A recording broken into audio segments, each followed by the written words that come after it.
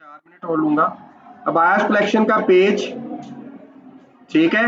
3 blocks हमने लगाए थे, एक ये ब्लॉक था, दूसरा ये ब्लॉक था और तीसरा ये ब्लॉक है, वीडियो ब्लॉक।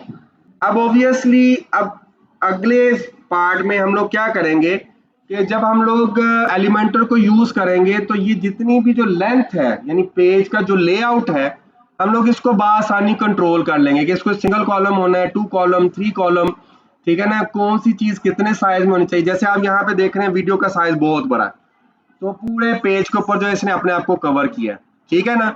अब ये वीडियो बेसिकली रन यूट्यूब से ही हो रही है, इसका सोर्स है वो यूट्यूब है, यानी अगर इसके यूट्यूब के चैनल से इस वीडियो को खत्म कर दिया गया तो ऑब्वियसली ये वीडियो खत्म हो जाएगी। तो हम लोग क्या करेंगे कि अपना जो है वो चैनल भी जो है वो उसके ऊपर यूट्यूब के ऊपर डिजाइन करेंगे ताकि वहां पे हम अपनी वीडियोस जो है उनको रख सकें।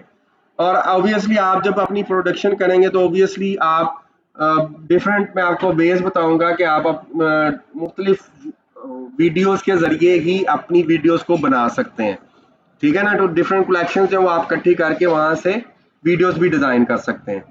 तो इस तरह से आप लोगों की वीडियो डिजाइनिंग भी आपको आना शुरू हो जाएगी, आपको वेब डेवलपमेंट भी आना शुरू हो जाएगी।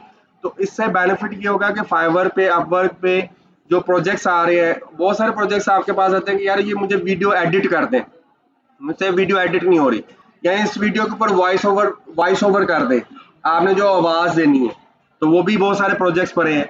और इसके अलावा जो वेब डेवलपमेंट, जाहिर बात है वो बहुत सारे ही हमारे पास प्रोजेक्ट्स आ रहे होते हैं। तो एक ही कोर्स में आपको मल्टीपल स्किल्स जो वो आने शुरू हो जाएंगी, ठीक है ना।